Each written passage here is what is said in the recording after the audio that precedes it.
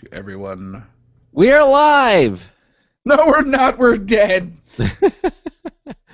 Welcome into a Wednesday edition of the Computer America Show. Hey, Craig, what's today? Charles was trying to give me a heart attack, and that didn't help. Well. So Ben is going to do the show Friday, not from here, but from South Carolina. And then he'll come up over the weekend, and then he'll do the show for the next 2 days after that, and then hopefully he'll be back Wednesday. Okay. And then on Friday, you're going out again, right? So, yep. Okay. So anyway, we got Ben's is gonna have you covered, so that's nice. Ben, 3 minutes until showtime. And when do you take vacation? Like, how does that work? Do you just I'm not doing a show this week, people. Goodbye. I haven't done that in 25 years. I'm going to do that. I take Christmas. I take 2 weeks off, but I am going to take more holidays. We're taking, of course, Memorial Day weekend off, but this coming month. But I think as you and Ben get more solid with it, when I'll go away and you and Ben can do the show, and make guests. You're Huh? You're gonna alternate. I think you're gonna have to put in some serious prior notice. Well, if you, Ben will only be able to do it. Well, no, he depending on his school schedule, because he's going back to school. But I know he has the summer off. So he was supposed to go to summer school and then because he has a year, but he missed it for several reasons that I won't go into. 2 minutes until showtime. So and I'll have him I'll give him plenty of prior notice. I'll give him because if I want to take a couple of weeks off, I would like to do that and let you two guys run the show. But then I wonder, what would I be? How would I say that? What would I say? Would it be like? You would both be hosting the show at that point. But would I be the host and he could co-host, or if you want, you can hammer that out. I have no problem with that. However you want to work it out. You want to be the host, and I think at this point, since he's coming in, you should be the host, and he'll be the co-host. Oh, but didn't he do it for like 10 years before me? No, he didn't. He only did it for about I think about a year. Oh. And Addison. I should go in there and say hi. We'll talk about it afterwards, but whatever you want to do, I'm fine with it. Well, there's something interesting happening on YouTube that we're actually going to talk about. Yeah. Also, 1 minute until showtime. There it is. Add a branding intro. No intros available. Currently have no videos less than 3 seconds to use as an intro. Oh, I get to make a Computer America intro. Do you want to make a show intro? Yeah, actually, we need to go over all that, how that's going to work. Well, it'll do it automatically. Yeah, and you're going to take my schedule. We'll talk about this, later. Right now, don't worry about videos.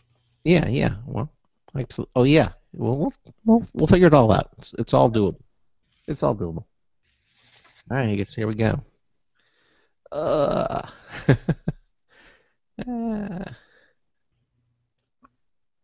You going in the chat room?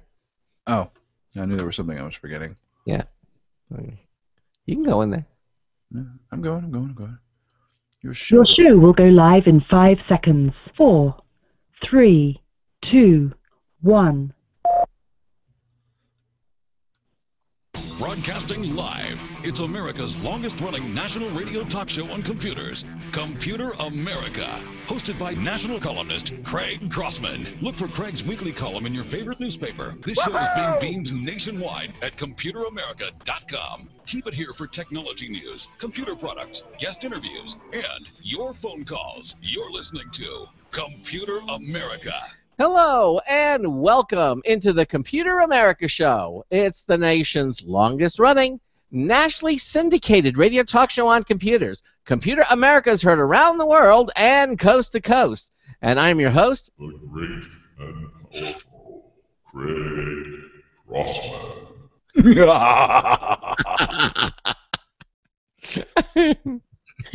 That's what you need. You need the evil laugh on the end. I had that on the other one. And I am the cynical co-host or superhero, certified ethical hacker Charles Tendell. Hey, Charles. Well, we're it's Wednesday and we've made it halfway. Although in your case, we're like one day away because I know you're taking Friday off. Yeah, yeah, I'm actually looking forward to it. It's gonna be fun. Let's see, they miss you already. You know You know what exactly. I've realized? What What? I've oddly realized? I think my friend actually listens or watches the show, Yeah, and I've been talking about me going on this trip, for a while, and yeah. I think I may have actually accidentally said, where I was going and what I was going for while on the air. So hopefully he's still going to be surprised when we show up. So Oh, he's not expecting you. not. Oh, that's the best or could be the worst kind. Or, actually, I mean, it's California, so we're gonna have we've got a whole bunch of stuff that we can make happen if it goes awry. So Well, what if he's out of town or something and you don't know that? birthday party. What? It's his birthday party. Well, he might have it out of town or something. Right, but he already sent me an invite, and I accepted the invite and said maybe Okay. that we would And you're do just spirit. and you're just going to show up. Yeah, Okay. to be like, here we are. Here we are. Okay. Well, we got a great show for you planned tonight, and of course, in the second hour, we're going to have Dick DeBartolo, the Giz Wiz, Mad Magazine's maddest writer, is going to be joining.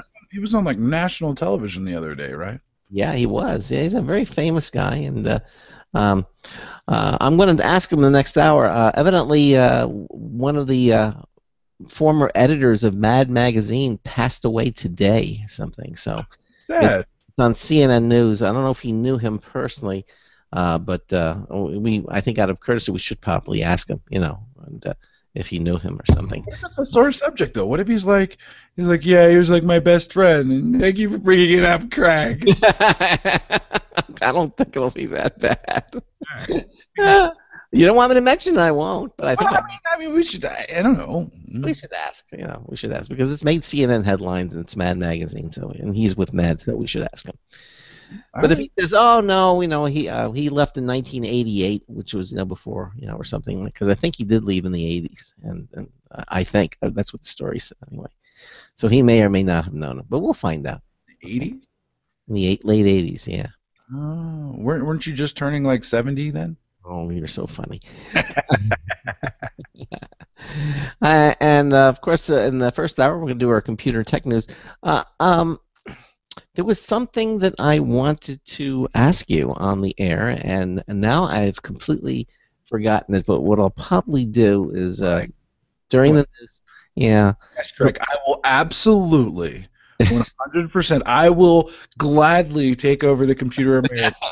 That wasn't the question. Ladies and gentlemen out there, we were trying to keep it a secret, and Craig has been working diligently on this one. I just want to he wanted to let everyone out there down gently and say, that he was going to be leaving the Computer America show and he was going to be handing it off to me. We're sorry to see you go, Craig, but goodbye. Not that quickly. No. No, really, there was something I wanted to mention to you, and I can't remember it. So if we're in the middle of the story and it comes to mind, we'll just divert for a moment and talk about it because actually it was something kind of important, and but I can't remember it. So we'll do it afterwards. So in the meantime, let's start off the hour doing some computer news. Okay. Wait. Before you do that, there's something that you always have to do on a Wednesday, because if you don't do it, I'm going to harass you the entire night. He reminded you, didn't she? What's today, Craig? It's Wednesday. Also known as the middle of the week. Also known as if you just say it, we can get past this. The day before Tuesday, after Tuesday. Before Tuesday, your week is all jacked up. It's hump day, okay? Yeah. Hump day, he said it. Hey, let's do it. Tonight's computer and technology news is brought to you by Slimware Utilities, the official optimization software of Computer America. You can visit them at slimwareutilities.com to clean, speed up, and optimize your Windows system for free. Free! That's right. Everything in the Slimware Utilities website, completely free. They're not crippled in any way. You don't have to pay, after 10 days use. None of that stuff. And Oh, that's excellent. And okay. Honestly, I bet it was honestly. You remember we had that glitch yesterday where we kept dropping? Oh, yes, yes, I know. I bet you it got out of sync and couldn't come back. Okay, well, good. Well, Happened to check it when yeah. that's happening.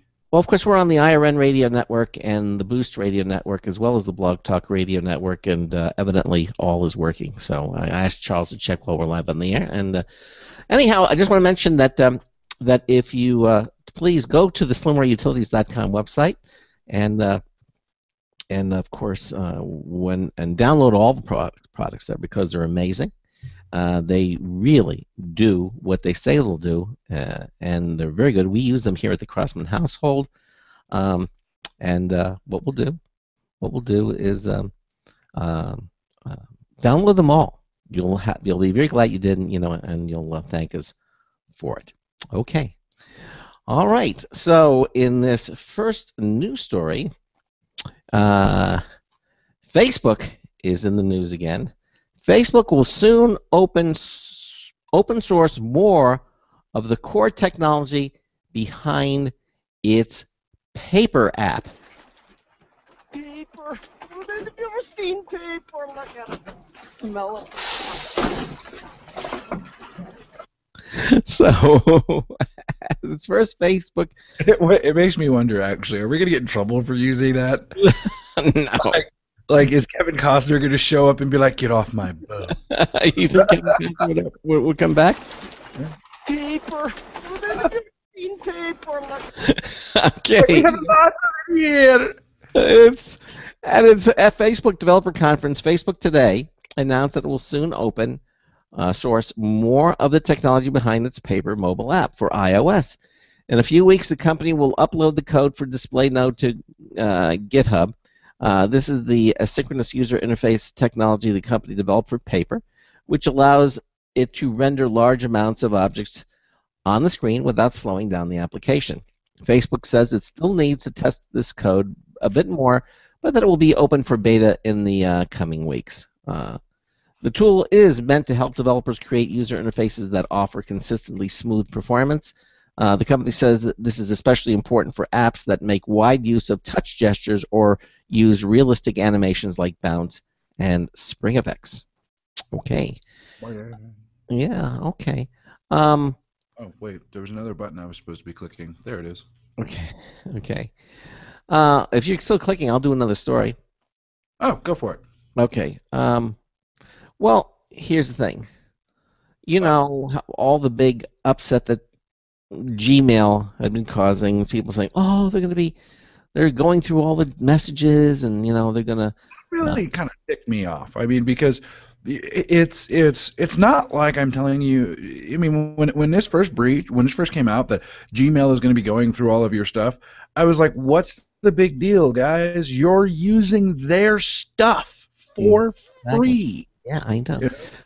But anyway, Google announced today, Wednesday, Hump Day, that it will no longer sift through the Gmail messages of students, business users, and government bureaucrats for targeted advertising purposes, at least for those using its Google Apps suites. The decision stemmed from privacy concerns raised during a California court case last year in which students and other users of Google Apps for education questioned the legality of the practice, likening it to wiretapping, even though Google displayed no ads to those users. Right? The company will also implement similar changes for Google Apps users in business and government. The change doesn't affect individual Gmail accounts. And there you go. We're actually going to host a hangout on air tomorrow at 9 a.m. Pacific time to discuss changes to Google for Education and answer any questions. If you that's what I was going to ask. Is it just the people on Google Apps for Education, or is it everyone? No, it's for Google for Education, and they're going to be target. They said they'll also, not for businesses or government use as well. We'll not do that anymore. Yeah. Hey, I just remembered what I wanted to talk about just briefly. Okay. Okay. I use a device here. I actually called Uma. It is a voice over IP telephone device I was telling you about. Yes, I remember that guy. It's wonderful. I mean, it's one of the best voice over IP systems out there as far as I'm concerned. They even have a business version. We're going to have them back on the show, and hopefully, one of the things I've turned over to our new programming goddess, Carissa. Programming goddess. Her Yeah. title is the programming Well, goddess. actually, the associate producer and programming goddess. Yes, she's going to invite them back on. But today, when I would make outgoing calls, I would start talking to people, and then partway through the call, it would start fizzling and cutting out, and it was real. And I thought at first it was just the call, but everybody I called was having the same symptom, and I really couldn't talk to them. So finally, I figured, and then I checked my other UMA device because I have two, and it was doing the same thing. So right then I knew it wasn't something that was wrong with the UMA device. So I actually called them up, called customer support, and I said, hi, and I said, I have a question for you. And I started talking, and about the fifth or sixth word until he stopped me. He says, yeah, we know all about it. He says, we're having some technical difficulties, and hopefully before we are a phone company, and hopefully before the end of the day, we'll have it corrected. And I've made a couple of calls the past hour or so, and it seems to have gone away. So, but these things can't happen. It's technology. I was still trying to get one of those things. And we're still going to try to get you one. When they accept the invite, I'm going to say, by the way, we need to send one to Charles. Do you want the business version, or do you want their regular version like I have? The business. I don't need all the bells and whistles of the business version. All right, I'll get you an individual one. At least I don't think so. I don't remember what all the bells and whistles were. Well, you can go on the website and look at it and see. I'll have to go and check that back out. Yeah. Okay. Okay. So anyway, why don't you take the next news story? Okay, I've got this one from one of my favorite places over at the HuffingtonPost.com. Hulu is finally offering free content on mobile devices. Yay! All Good right. news for TV fans who like to watch their shows online. Hulu has announced it will be offering select content for free on mobile devices starting this summer. At an event in New York City on Wednesday morning, Hulu CEO announced the streaming service will... What? I'm sorry. Go ahead.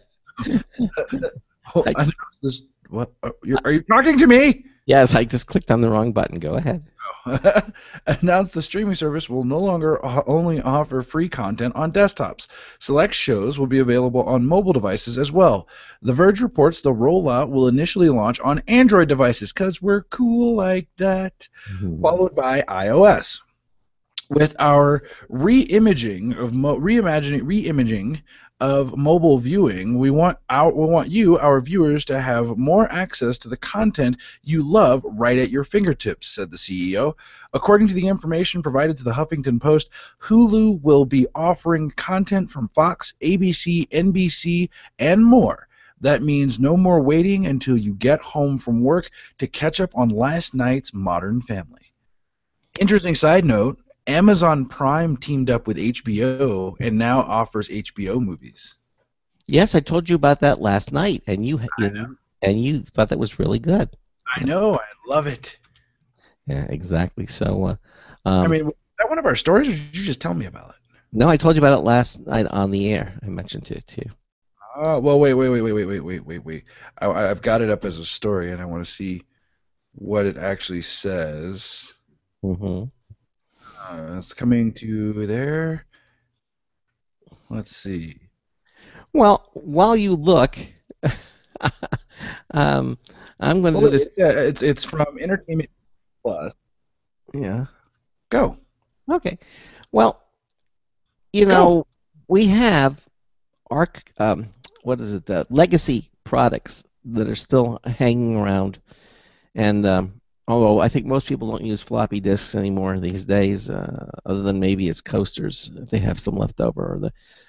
But in this cool coaster, multi-gigabyte, terabyte world now that we live in, with hard drives now pushing 6 terabytes or 8, and we're seeing them getting bigger and bigger capacities and smaller cases. You would wonder, about remember the old-fashioned data tapes, They were serial. You put them in, and you would use them. They were called digital audio tapes or DATs. They were like these little cassettes, and this was many years ago. Well, evidently Sony is bringing back the data tape. What? Yep, but get this: the data tape holds 185 terabytes on a single tape. What? 185 terabytes. And this obviously puts your hard drive way to shame. Now, according to the story, it's hard for magnetic data tapes to stand out from the crowd in an era where it's easy to load up on legions of hard drives. However, Sony might have managed that rare feat with nano-sized tape tech that stores much more than off-the-shelf hardware. By optimizing how it sputters argon ions onto the film to create magnetic material, Sony has produced nano-grained tape that's 74 times denser than what you see today. At 185 terabytes per cartridge, it makes even a 5 terabyte hard drive seem quaint. Sony's breakthrough won't come to your home PC, but it could prove a big help to supercomputers and your favorite internet services, many of them that need high-capacity tape storage just to keep up with demand. All right, so they're saying it's not going to come to your home, but maybe it will. But at least for now, and I don't know what kinds of speed they're going to realize, because remember, it's still serial. You have to go from one, you have to get to the point where it's not random access like today's modern hard drives. A tape is serial. You have to start, and it has to fast forward to the point where the data is located. Still, it's supposed to be very fast, and certainly for mass storage, 185 terabytes per cartridge could cut out a lot of the bulk of when companies have to store large amounts of data. What do you think? Well, I mean, we need solid state storage farms, not tape farms. But if you can, the problem with tapes, right? Archival is one thing, but the problem with tapes is it never read back your data fast enough. No. Yeah. Well, but it's getting faster. I mean, this thing's supposed to be pretty fast. It won't never be as fast as a magnetic hard drive, but if you're looking for bulk storage, this probably might be the way to do it. Huh. All right. Mm-hmm. Hey. Anyway, go ahead. Your turn. So, do you remember? We talked about like mid last year, about the ability to take, say, my smartphone, right, and dock it into a dock that was attached via Bluetooth to a keyboard and mouse, and get like a desktop computer. Yes. Yeah, that was the big thing, and that was something that I was looking forward to doing. Well, unfortunately, according to Engadget.com, there's an article reading, "Rest in peace, Ubuntu for Android. We hardly knew ye." Oh. Yeah, we can't say that the future of Ubuntu for Android ever looked particularly bright, but we were enamored with the concept. You'd walk around by day with a standard issue Android phone in your pocket, but when you docked it to a keyboard, mouse, and a monitor, you were greeted with a full Ubuntu desktop. Well, Canonical has decided to put the project out to pasture, apparently. Buried away in a recent bug report, now hidden from public view, was the fact that Ubuntu for Android is no longer in development, and thus its landing page should be taken offline. Though some responses from the Canonical team appear to muddy the story, the takeaway is the same. Active development on Ubuntu for Android has come to a halt. It's not surprising, considering the company has invested heavily on its own smartphone OS, which already has a few OEMs signed on, or the phone manufacturers. Yeah. Without a launch partner, the dual boot solution never had a chance to take off, and Canonical clearly has other priorities now. Still, we mourn slightly for its passing. Here's hoping the concept lives on as an all Ubuntu solution. Well, there you go. I would have loved that. Like, literally. If we could get, quad core, 2-3 gigahertz phones with, 4, 5, 6 huge amounts of RAM, just like your basic computer, and then just be able to be like, click, full desktop, or click into your a computer, right? Like into a laptop chassis. Click, done. I mean, that's what I would. It would be so great if we could do that. Oh, that would be nice. Oh, okay. Well, this next one is an upgrade alert. Red alert! An upgrade alert. Yes, it is. Arm the photon torpedoes. This, according to ReadWrite, a new Firefox browser is coming out. Currently the current version is 28, but the new version, and not only is Mozilla has refreshed Firefox with a major revamp. I mean, this is not just a little tiny upgrade. This is from 28 to 29 in one step. It features a cleaner design, more customization controls, and better cross-browser syncing across devices, courtesy of the new Firefox Sync service. Version 29 of the desktop browser puts the focus on the Active Browser tab and stashes a new drop-down Firefox menu under a single button at the right corner of the toolbar. Okay. Using Firefox accounts, a login and identity service Mozilla launched in February, Firefox Sync stores browsing history, passwords, bookmarks, open tabs, and form data, and makes them available on desktops and Android mobile devices. Okay. It's been 2 years since Firefox's last big redesign, although the group has been steadily working on performance enhancements for quite a while. Now, Firefox's sleeker outside better matches what's inside. Unfortunately, recent events at the organization behind Firefox have overshadowed its technical work. Dating app OpenCupid called for a boycott of the Firefox browser last month after the protest of Mozilla's controversial choice of CEO. That was crazy. Given that, along with Firefox's eroding market share in its third place for desktop browsers behind Google Chrome and Microsoft Internet Explorer, yeah, it's still around, it's only logical for Mozilla to do whatever it can to entice users. What? Entice users back into the fold, even if that means borrowing some design elements from Chrome.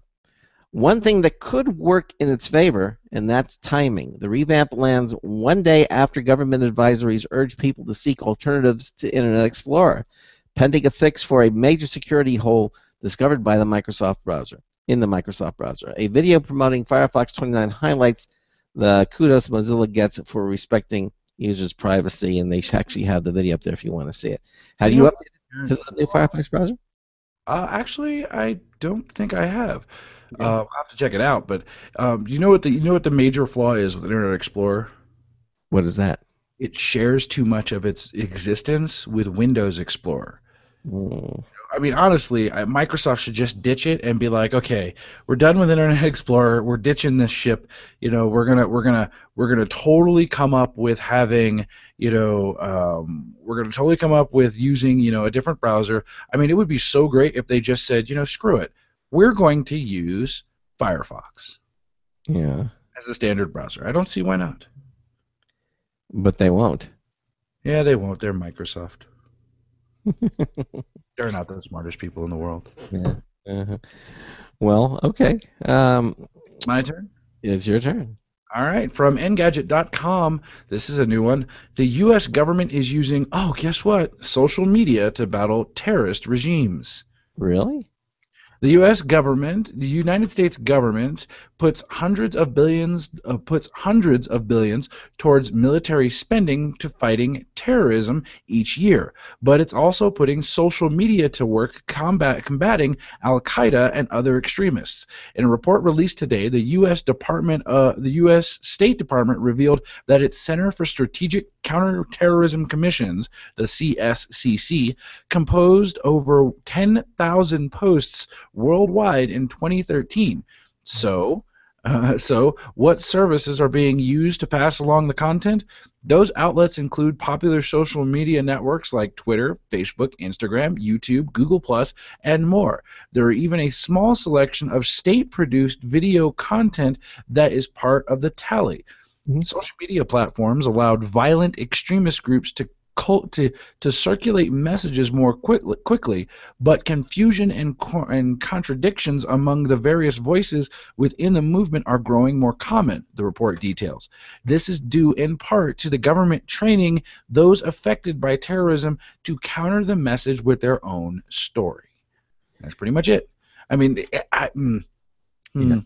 What? Can you just imagine the Facebook counterterrorism team?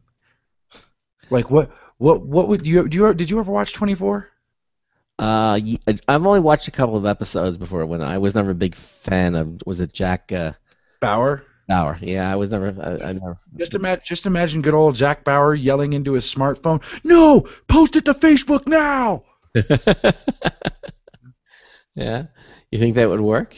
He yells into that phone like it's going out of style. I think he's deaf. Yeah, it could be.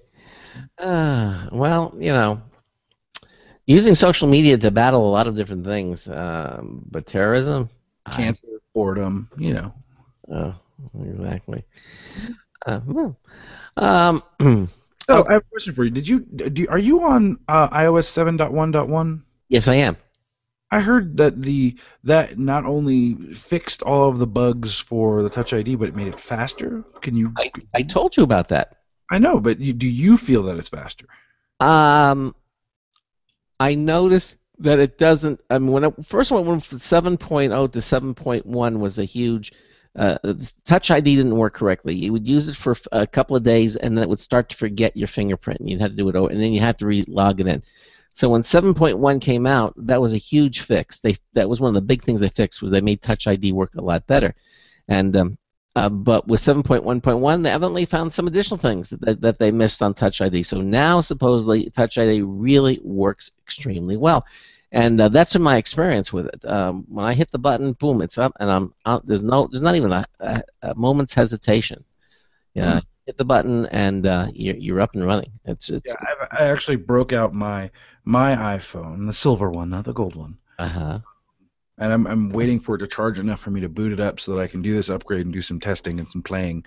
Not by any means is it going to replace my Nexus 5, because my Nexus 5 is so awesome. But you're an Apple guy. I'm an Apple guy in some cases, but Well, when you want a phone that works, I'm quoting somebody whom I know. Mm-hmm.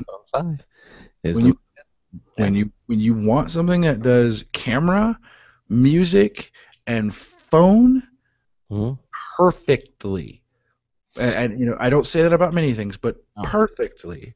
Yeah. The iPhone is where you go. That's it.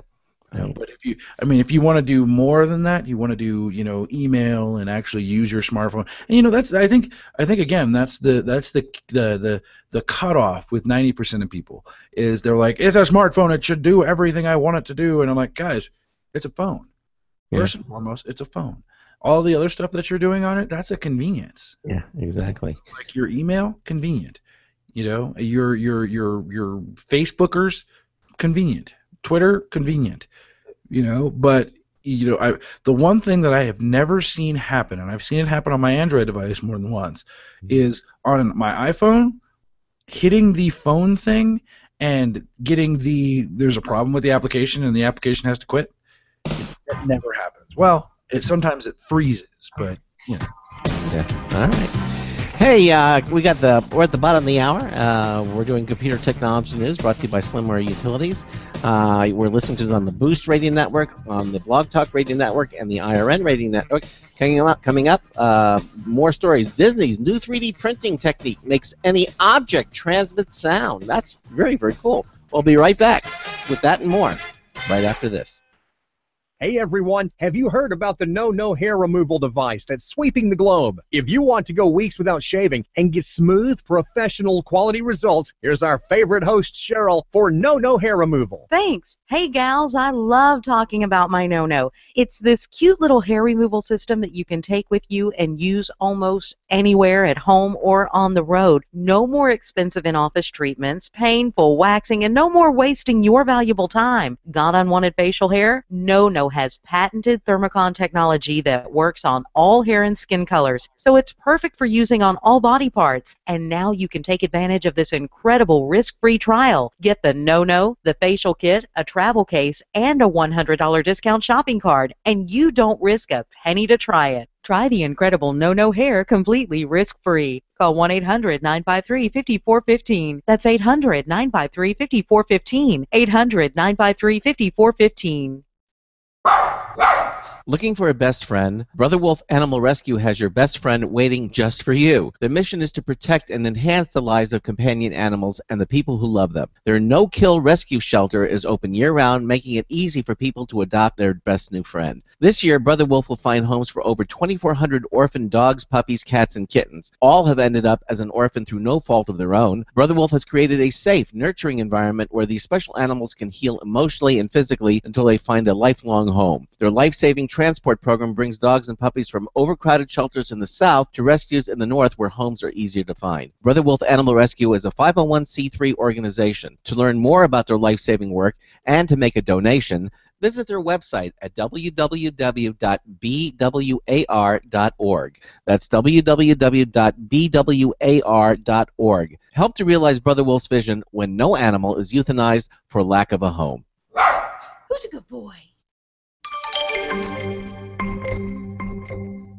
Hello, this London Minute voice memo is brought to you by Banktree, providers of personal finance software, helping you manage your money and become smarter with your spending. Visit banktree.co.uk for their 30-day trial and free mobile app. Now, where was I? Oh yes, at Match.com. My client and I enlarged the man's photo. There was an intake of breath. The outdoorsy man was holding a dead rabbit by its ears. The huntsman may well be able to make a meaty rabbit pie with a flaky crust, but most ladies these days want to be wined and dined in restaurants. Computer America's Grayson Hamilton told me he happily uses online dating websites and he likes restaurants. There is optimism for the singletons. Online dating also offers a workaround for the dreaded blind date. However, you must watch out for misrepresentation, aka scams. If a lady says she's 65, likes the theatre and sampling wines, she may be a he, aged 15, from Ghana. Don't send her, I mean him, cash. The rabbit hunter was at least being his authentic self.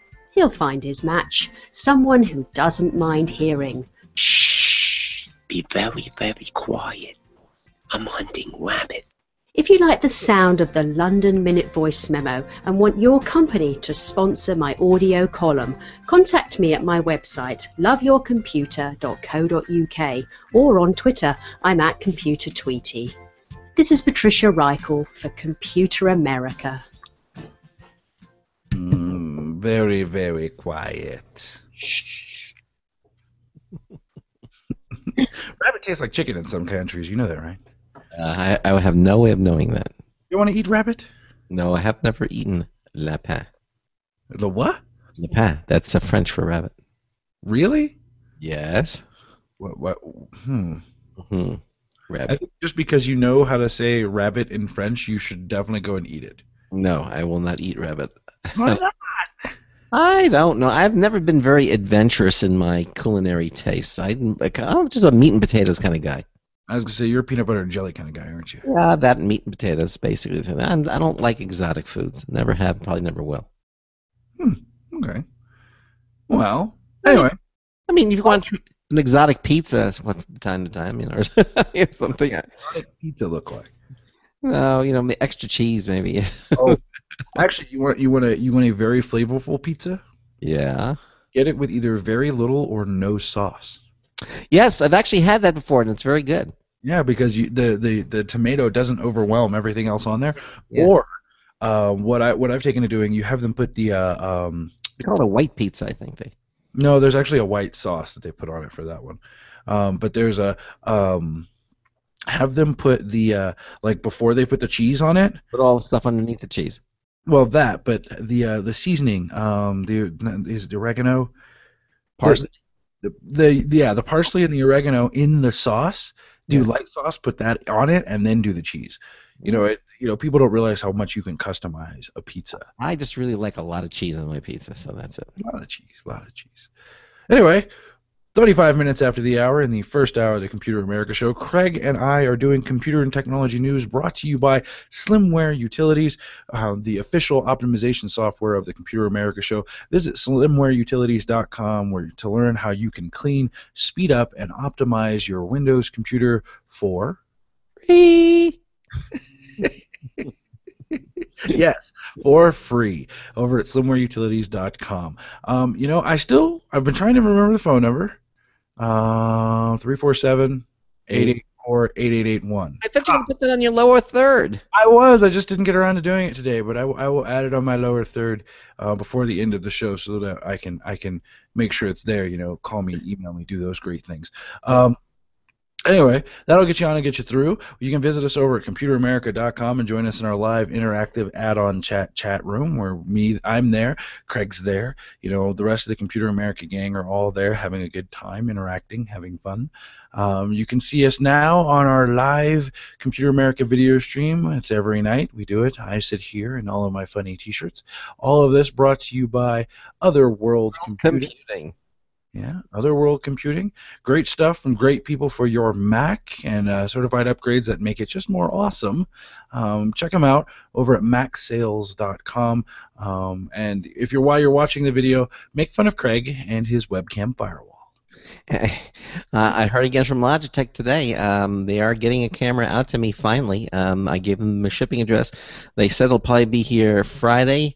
But that, of course, you'll be gone, but certainly by the time you get back on Wednesday, it should be up and running. So, yeah, exactly. And by the way, at Otherworld Computing, if you have any Apple needs for your computer, for any Apple accessories, you can find some of the best prices at www.macsales.com, and also great support, really. Check them out at www.macsales.com and tell them that we sent you. Okay. So this next story is from Disney, and they have a new 3D printing technique that makes any object transmit sound. That's right. Disney research has revealed an exciting new technology that turns any object into a speaker. So the question is, what if every object in your life could talk? A door handle warns you of when someone has attempted to enter without a key. A desk ticks off your appointments when you sit down. A rubber ducky quacks at a child in the tub. And then his pillow sings him a lullaby to sleep. This is the world envisioned by Disney research. In the last paper interaction, designer Ivan Puvriev published before leaving for Motorola, which was then absorbed by Google. In the paper, he and this other gentleman demonstrate a method in which a speaker could be 3D printed into any shape imaginable, and its entire surface, whether curvy or angular, would emit sound. There would be no limit to how small or large these speakers could be. A toy bear could be fitted with a wedge-shaped speaker just in his mouth to make his speech seem natural to a child, or a room could be fitted with speakers covering every inch of the walls, ceiling, and floor to make music more immersive to an audience. That would be actually kind of cool. The technology seems like the stuff of sci-fi, but its roots are actually grounded in relatively simple but defunct electrostatic loudspeaker technology that caused a brief ruckus in the 1930s. Basically, you can print out an object, you snake wire through it, carry an electrical impulse of sound, then you cover the object in electrodes, charging its skin with the potential to create sound. Now, so this sounds pretty cool, right? Just imagine a mug that makes pithy comments about your taste in coffee. Okay. The researchers came up with another trick for their technology. Their objects could make audible sounds, but they could also produce ultrasonic sounds that are too high for the human ear to hear. An object that can produce a sound is very handy when mixed with a few microphones, because suddenly software can triangulate the position of a dumb object in 3D space. Additionally, a talking object can essentially say its name, identify it to a computer. Couple these two ideas, and your phone or laptop could know the exact position of everything in your environment, from your salt shakers to your sofas. Computers can't even do that right now, so what app developers could do with that information remains to be seen. At the very least, you get into some very neat interactive home technology. And now here are the warnings. Disney's prototypes were actually made by hand because they required a few different materials to create the speaker, and modern 3D printers don't handle multiple materials very well. But in the future, a 3D printer could likely handle the job on its own. Another thing to know is that the audible range of the speakers are pretty great for reproducing voices, the treble side of music, and those beeps and bloops of a computer, but they're really lousy for bass, so don't toss out your beats just yet. Yeah? Do you want one? I want one that's going to be shaped like the Computer America logo. Like, I'm sure that could be arranged. Okay, so who is the oldest and coolest phone company or phone manufacturer that you know of? The coolest phone, I like AT&T, but that's a provider. Who started the phone? Oh, actually, the Motorola. Yeah. Yeah. I mean, I've had a bunch of Motorola's. They came out with the Motorola Brick. We all thought we were cool, being Zach Morris from Saved by the Bell. Yeah. And they've over the years they have brought up, they have made a lot of innovations. They've come out with a lot of great phones, and they've kind of set the standard on stuff. And remember, we were talking about all the different handoffs and everything that's been going on. Mm-hmm. But in this article from Mashable.com, first Motorola smartphone under Lenovo will be revealed in May. Yay! Which is tomorrow. Despite recent major changes at Motorola, it seems the company still has a few surprises in store, namely a new class of smartphone. What could it be? Sounds intriguing. All right. Following in the smartphone footsteps of the Moto X and the Moto G, the new and yet unnamed smartphone is set to make its debut next month, according to an email invitation that Motorola sent to Mashable. Motorola will officially give some members of the public a peek at the new phone on May 13th. The handset, which will be the first Motorola device under the stewardship of its new owner Lenovo, will reportedly focus on improving the mobile internet experience. However, if the company lives up to its history, it will likely also offer an interesting new design take on the smartphone. Okay. Further details are scarce at this point, but just knowing that Motorola has a potentially exciting new smartphone up its sleeves is reason enough to keep paying attention to the company, despite concerns that it could soon wither under its new Asia-based parent company. All right. I don't think so, man. I think Motorola is around to stay. I mean, I think we're gonna have the Motorola space station and the Google Starbase. Really? Yeah. Oh, okay. I mean, I like what Google did. Google bought them for their patents, kept their patents, and then sold them again. I was impressed. I was like, man, way to go, Google. Yeah. Well, they took what they wanted and basically said, you can have the rest. But I mean, the brand itself is still so recognizable and so great. If it were, Computer America sponsored by Motorola, it'd be, people would know who that is. They know who it is, and that's cool. Well, I have a question for you, Charles. You have you've bought even more because you bought the more deluxe version of the Google Glass. You paid $1,500, right, as an Explorer, right? Actually, no. In total, it was probably more along the lines of 15, 16, 18, probably more along the $2,200, $2,300 because I got the prescription frames and the prescription lenses and all the other high-speed stuff. Well, if you think the Google's futuristic $1,500 glass wearable headset costs too much, this teardown won't change your mind because Google Glass parts cost around $80. You're kidding, right? $80 says a teardown report. Google's, but it's not the physical stuff anymore. It's all the wonderful the pairing and the technology in there is what you really. But if you were just to reduce everything down to its components, I mean, Google Glass wearable device carries a hefty $1,500 price tag. If, like the ambitious early adopters called explorers, you're one of the limited few who has the opportunity to buy the device. The company recently held a one-day sale and sold out every one of its 5 available colors in glass in less than 12 hours. However, it turns out the hardware behind glass may only constitute about 5% of its cost, or about $80. A report today from Tech Insights, who runs Teardown.com, shows that the single most expensive part inside glass is the Texas Instrument OMAP 4430 applications processor, which costs $13.96. Bundling that with a $5.66 camera, a $3 display, 16 gigabytes of NAND flash memory from Toshiba for $8.18. Among a series of other less expensive components, glass parts come in total to $79.78. For now, this is just a rough estimate of the cost of the parts. Teardown.com will be doing a deeper inspection, the findings of which will be released soon, and expects the cost to change, though not dramatically. A Google spokesperson said the Teardown estimates was wrong, according to the Wall Street Journal, and declined to comment further. But basically, look. All right. Anyway, of course, even if glass components came in at under $100, or even a few $100 for that matter, that does not discount the amount of money Google has funneled into research and development of its Google X Lab, as well as the design and branding costs built into this device.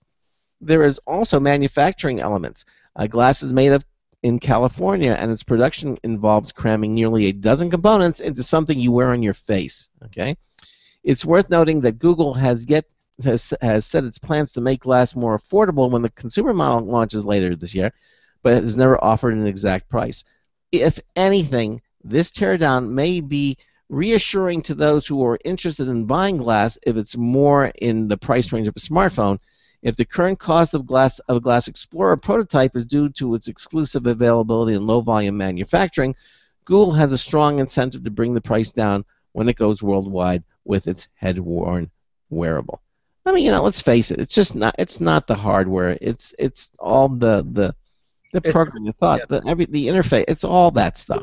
They also develop the app. They develop the ecosystem, the Wi-Fi. Everything that it does for you. All the glassware apps that are out there. There's a lot more behind it than just the hardware. Of course, I mean, if you take I'm sure if you take an iPhone now and you just break down the parts, it's not going to be that much. I think that's true with any electronic product today. After it's been manufactured, the components are really not the expensive thing. It's how they're put together and the research to make it all happen, and that's where the research and development and the time and the effort, that's where the money really is spent, not the actual physical cost of the individual components. Yeah. So I don't find that too surprising. Well, I mean, I enjoy my Google Glass. I use them, in more ways than one. But I do have to say that when Google Wear comes out, the smartwatch, I will likely ditch the glass. Oh, really? Yeah, because at that point I will feel too much like a cyborg. I got an Android tablet, I got an Android smartphone, I've got Google Glass on my face, and then I've got a Google Watch. Like, seriously, if I'm not the poster boy for Google at that point, I don't know who is. Well, you've enjoyed it, and I did watch that. By the way, video that we had on the story last night of the watch that you sent to me. Very impressive. I mean, it looks really nice. I like the round one. The round one looks really. Huh? You'd wear it. It's about the size of a silver dollar. Yeah. I mean, it goes on your wrist, and it's extremely thin. I mean, it's got to be reliant on your smartphone or something else. And I mean, that was honestly what the prototype of Google Glass was. If we could get that level of technology, down to if people that level of integration into a wearable technology. And I mean, I've seen the Galaxy Gears, like the new ones. Yeah. And at the time I had just gotten my Note 10.1, and we went into Best Buy to get a case for it. And I saw one, and I picked it up, and she just looked at me like, "I will kill you." And I was like, but you put it back down. yeah, I mean, but it's also one of those things that what I'm predicting now is that she's going to get something like that for me for our next major thing. Oh, well, yeah. But we'll see. Okay. All right. Well, we have time to do a couple more stories. So All right, I'll take this one. Let's take Mashable.com, but here's a good one for you. Mm-hmm. Yelp now identifies Bitcoin-friendly businesses. Very nice. Yeah. Love it. Yelp is going after the cryptocurrency users who lunch demographic. I don't know what that means. That's the people. That's the people have Bitcoin users who actually lunch. They go to lunch, and that's a demographic. The online reviewing service works as a guide for users looking for local restaurants, bars, services, and attractions. Users submit reviews and information and read what other posts and businesses supply information. What others post is what it should say, and businesses supply information to help people find them more easily. People use Yelp as a shortcut to find out a restaurant's hours or how expensive a nail salon is, as well as whether the establishment takes cards or works on a cash-only basis. And now, Yelp users will know which businesses accept Bitcoin. The company announced Monday that the new app info appears in the same section that tells users whether a company accepts other payments, such as credit cards. Nice. Right? Over the past year, the value of Bitcoin has ricocheted dramatically, and the cryptocurrency community has dealt with a number of roadblocks, including the disintegration of Bitcoin trading hub Mt. Gox, and most businesses have yet to accept the currency. But the number is growing. From universities to NBA teams to blogging platforms, and next time you're wondering if the coffee shop you want to check out is owned by a Nakamoto devotee, you'll be able to consult Yelp. Business owners can update their Yelp profiles to note they accept Bitcoin, but it will likely take a while to accurately reflect the variety of businesses that do take the cryptocurrency. Mm-hmm. Well, I accept Bitcoin.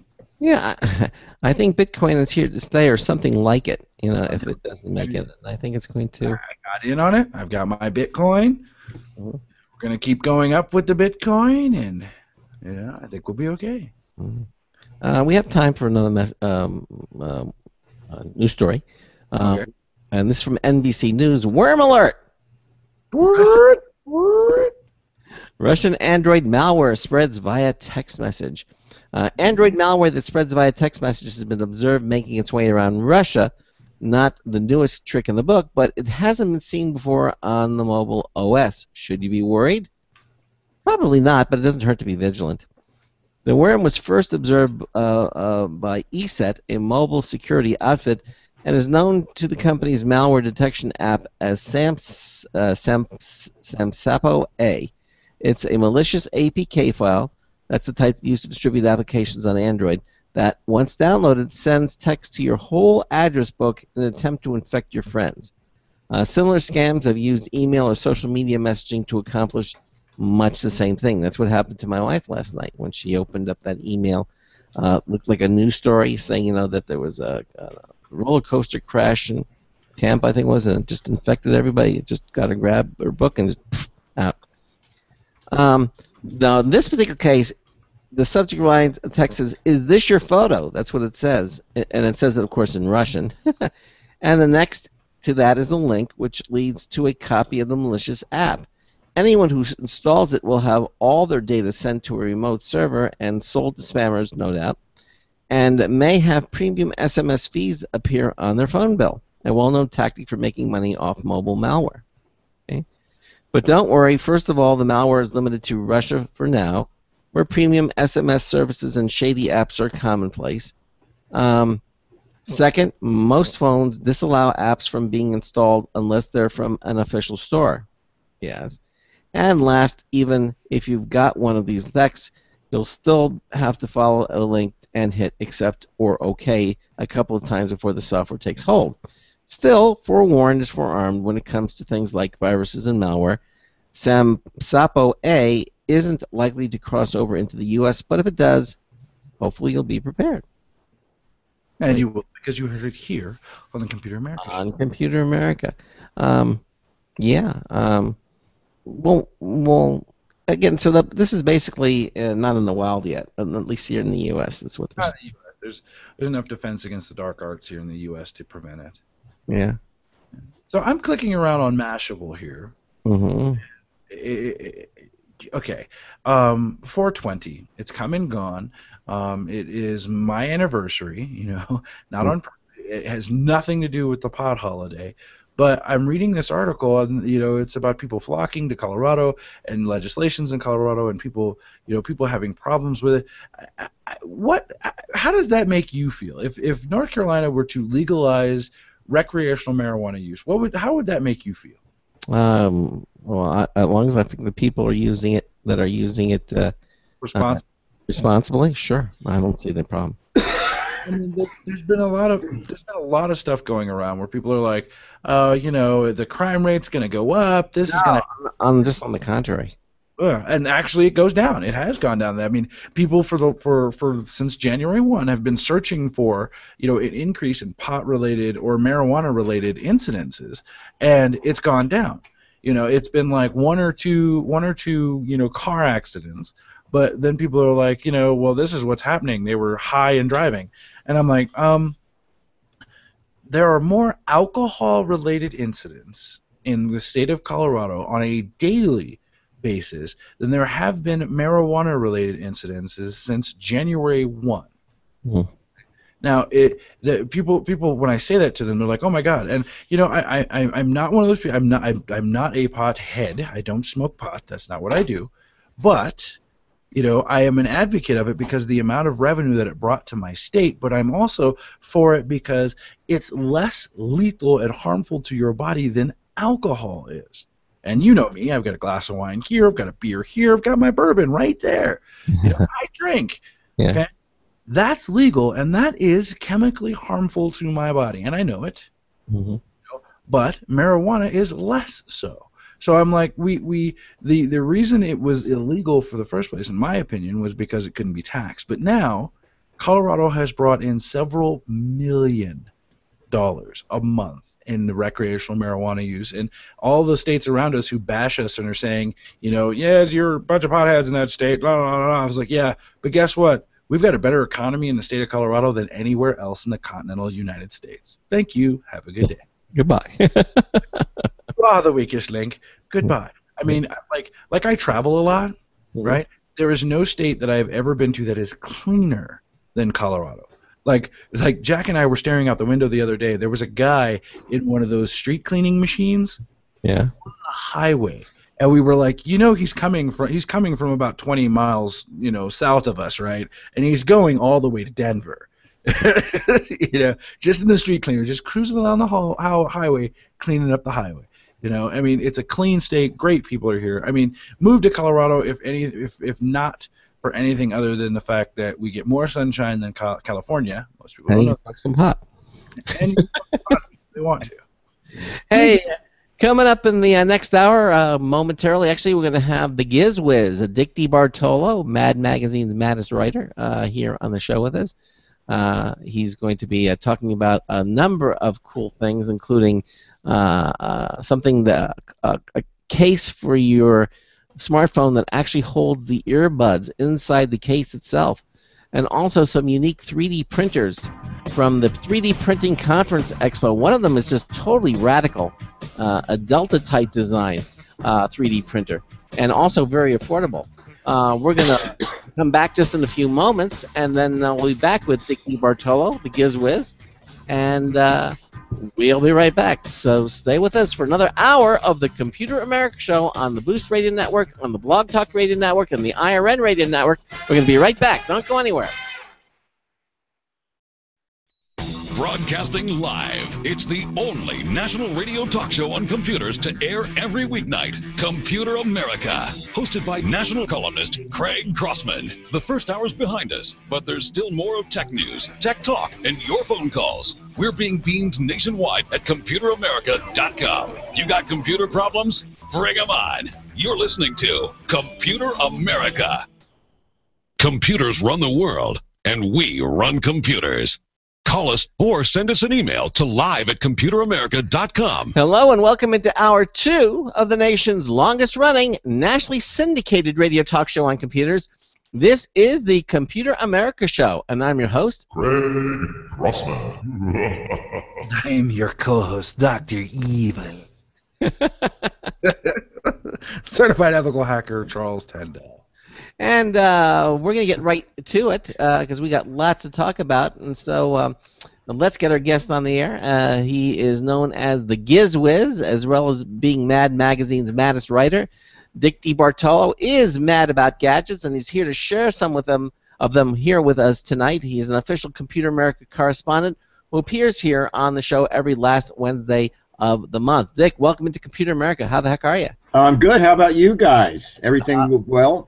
Yeah, everything. Hey, Dick, you got kind of a problem. I think you've got a ghost in your ghost. Or in your studio, because when you came on, the screen behind you started scrolling. Oh, that's so funny. Oh, okay. Yeah, I do have a ghost. But, he's my IT ghost. Okay. I saw you on was it ABC News? On World News Now. World News Now. I was like, I know that guy. Yeah, I've been doing that for like 18 years. Wow, I need to pay more attention to it. I was on the local ABC affiliate, and that's how I saw it. I was in the studio and was like, oh my God, that's Dick DeBartolo. Wow. Were you there late at night, or were they re-showing it? I think they were re-showing it. Oh, okay. Yeah, I think they were re-showing it. Yeah, so we had a lot of famous people on here show, Charles. Yeah. So that's it. Oh, you got Ben. Exactly. By the way, Dick, before we get started, I saw something on CNN tonight as one of the editors from Mad Magazine passed away. Yes, Al Feldstein, who was one of the original editors, passed away, I believe, yesterday at 88. Okay. But he had been out of the magazine for, it could be like 20 years or so. Had you ever worked with him? I had worked with him for a while before the people that took over. Exactly. Well, here's what we want you to do. If you're watching and you on the live video stream, and the live Computer America video stream page is brought to you by Otherworld Computing, quality products, expert support since 1988. Celebrating their 25th anniversary. Please visit them at www.macsales.com for any of your Apple or Macintosh needs, and you can see them. But if you want to also read as well as watch what we're doing, you can go to gizwiz.biz, which is the website for Dick DeBartolo, and click on the banner that says non-paid lackey fun on Computer America. I get a kick out of that every time I read that. And you can see all the things that's going on. And we're going to start off with something called Sound Pockets. I think this is very incredible because normally when you have your phone, you got to carry your earbuds in your pocket, or you just don't carry them at all. But if you could find a way to hold those earbuds in the same case, that would be kind of cool. It is a clever idea. They're called Sound Pockets, and they're made for the iPhone 4 and 5 and the Generation 5 Touch, and they click onto the back of any of those phones, and then there's a little pop-open door, and inside there are two little caddies depending on which Apple earbuds you have. The case comes empty. You supply the earbuds that came with the phone or with the Touch. And they sit in there, and there's a place to wrap the cables around them. And then your earbuds are basically part of your phone. They do add a fair amount of thickness to the phone, and they come in bright colors, so I think they're kind of pitching this to the youth market. But it is a good idea. I can't tell you how many times I've been on a train or a plane or a bus, and my headphones are in the overhead bin, or I forgot my headphones, mainly because you roll them up, put them in your pocket when you want them. Your trip is over by the time you untangle them. Or you pack them and then you wish you hadn't. And Yes. yeah. So this is a neat way to carry your earbuds with you. And they tell me that they are going to come out with a different version where it'll take the headphones or actually the earbuds that you use now. There'd be no room to put actual headphones in them. They're called Sound Pockets. They're under $35 on the website, but if you do a web search, you can find them down around $21 for some models. Sound Pockets. Sound Pockets. Okay, and they come in a variety of colors too, and they look like they're translucent, so you can see. They are, exactly. That is exactly right. All right, and then also we're going to talk a little bit about something. This next thing, which is 3 unique 3D printers from the 3D Printing Conference and Expo. Where was that held? That was held at the Javits Center, and it was the second 3D printer show this year. So I think it just shows that 3D printing is really starting to take off, and part of the reason is the pricing. And so this company is called XYZ, and they make something called the DaVinci 1.0, and it won the CES Editor's Choice Award in 2014 as the most affordable and approachable 3D printing machine, $499. Wow. And this is not a bare bones machine. This is really a great looking machine. You can get the materials, the printing materials, ABS or PLA, and you can get it on a cartridge if you want, and just put the cartridge in the machine to do auto feeding. It only prints in one color, but it's pretty nifty. It can print the printing volume. That's the size of the article you can print is 7.8 inches by 7.8 by 7.8 inches. So that's pretty good. You can print mugs. You can print a fair amount of stuff. It includes the software, and it's all set to go. And it's so popular. It's already on sale on Amazon. I know. So a really interesting price, $499. DaVinci 1.0. The DaVinci 1.0. When you look at it, it looks like, to me, it looks like one of those coffee brewers. That's exactly what it looks like. That's exactly what it. And in person, you know, there's a blue light in there. It's really nicely done. Then they make an advanced model that's only like $699. Quite amazing stuff. Well, okay, so that was the first one. Then you had for something completely different. This is a Delta type design 3D. Yes, you know what? It's very funny. I found it just fascinating the way this machine works. It's like 3 nozzles, the printing nozzles, not 3 printing nozzles, the one printing nozzle, but it's on the bottom of this tripod that's kind of operating up and down with these rods, and not in a machine, just sort of sitting out in the open. And quite frankly, I'm thinking, wow, if that machine that's enclosed is $499, what is this one going to cost that it's kind of out in the open? Well, it turns out it's a more expensive machine. And I said to the man, you know, why don't you do a case? And he says, well, first of all, we don't have to. And second of all, we feel we get even more precision printing with this. I have no way of knowing whether that's true or not. All right. But this one has a heated bed, and this one is 1,000. Yeah, heated bed is so that when you have to take the thing you printed off it comes off real easy because it's still very pliable at the bottom. All right. Okay. It's $9.99 if you happen to love kit building. Okay. I said to a friend of mine, we have a mutual friend who likes to build things, and I said, you know, we ought to all chip in, buy him this, take 3 parts out of it, and get 3 parts from some totally other kit and throw it in the kit. and see how long it takes him before he goes berserk trying to assemble this thing. But if you don't want to build kits, you can get it ready-made, but that is $13.75. Okay. But again, years ago, just a few years ago, you could not find anything down around the 1,000 mark. No, they were like 15,000. Yes, exactly. And even I ran into someone who said, you want to come to a Staples demo? And I said, you don't have time. But it turns out that Staples is in some of their stores is going to have a printing kiosk where you'll go and maybe bring something you designed on your computer and bring it to them to print it there in the store. So it's pretty interesting when, a big box store is getting into it too. Yeah, no, I mean, I remember when you paid $15,000 for a laser printer, which you can get. Yes, you're absolutely right. Right.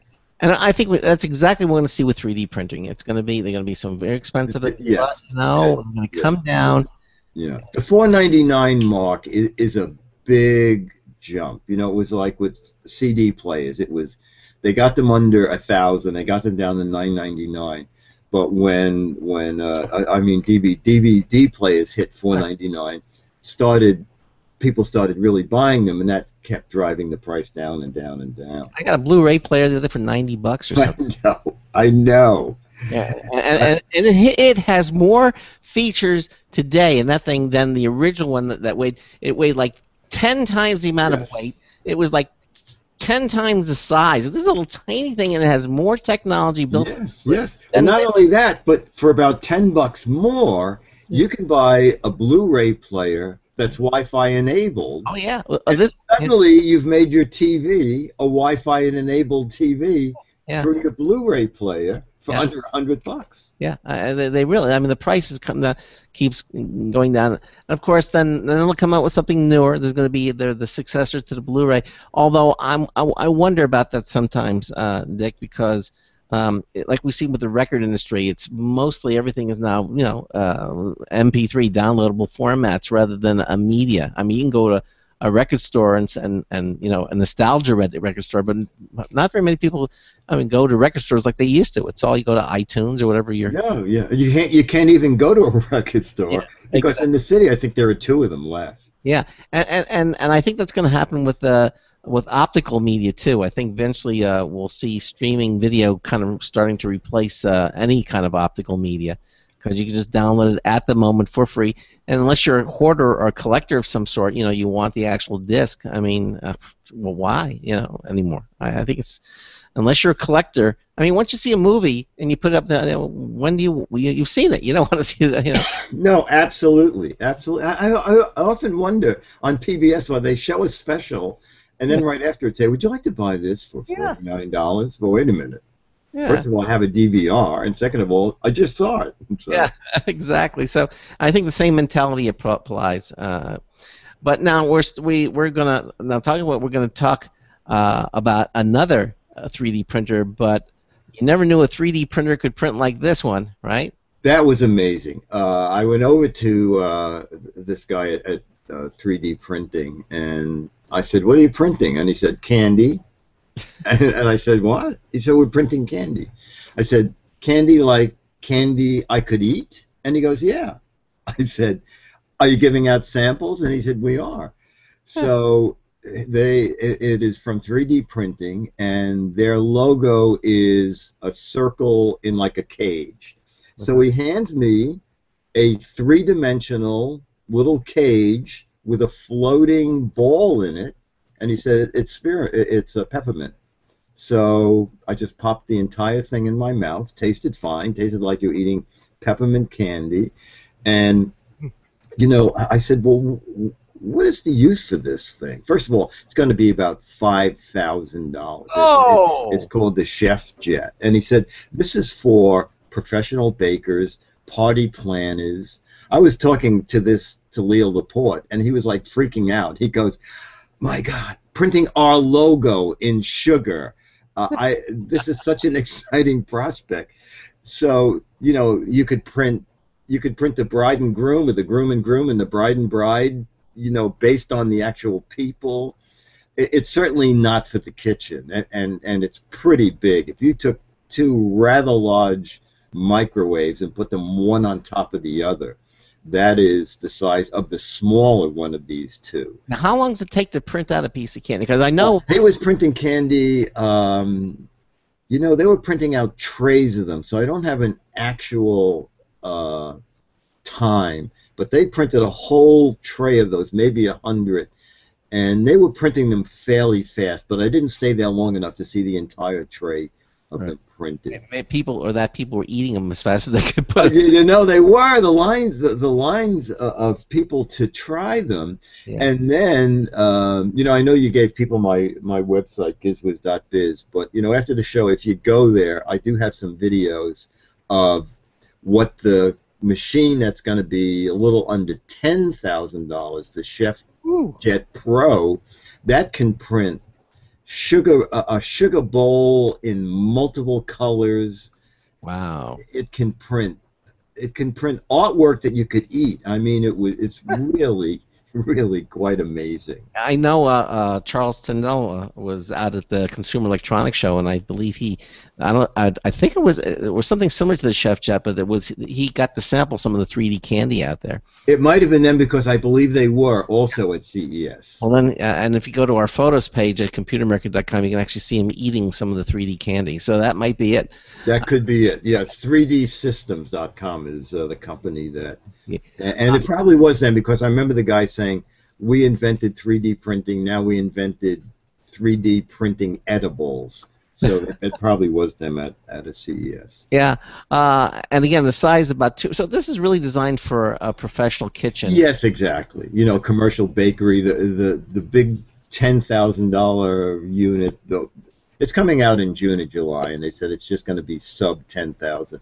That can print things up to 10 by 14 by 8 inches. So that's a big plate. And the little under $5,000 guy, I think it was something like 6 by 6 by 8. All right, so there you go. Yeah, pretty interesting stuff, though. Very interesting. And Charles said it tasted very good. You know? Absolutely, absolutely. If you had handed me candy, I would have, you know, I would have said, "Oh yeah, what is this from one of the big companies?" Exactly. All right. And again, if they're doing weddings or cake toppers or any of that stuff. Yes. Yes. You can do all that with this machine. Craig. Yes. And Charles? Conscience, Craig. Was the 3D can? We're just talking about the 3D candy. Did you sample the 3D printer from Chef? 3D Systems. It was called Chef Jet. Yeah, it was absolutely delicious. Yeah, there you go. If you look at it, the mother and father of 3D printed food, of what will one day be known as the Replicator, was who I did the interview with. Met Will.i.am and all this other stuff, and was like, oh my god. You know, but yeah, it was delicious. I mean, I picked it up and I was like, this is going to be creepy, but let's try it. It's on our CES video. That's right. Yeah, no, it was very good, very good. You ate some? Yeah, yeah, he ate some. Yeah, I did. Oh, was it just the candy? And where did you see him at? There was something called the Springtime Printer Show at the Javits Center. And they were there, and they were printing their logo. It was 3D Systems, and their logo's a little square with a ball in it. Yeah, that's what They're probably printing the same thing in Vegas. So yeah, it was delicious. It was amazing.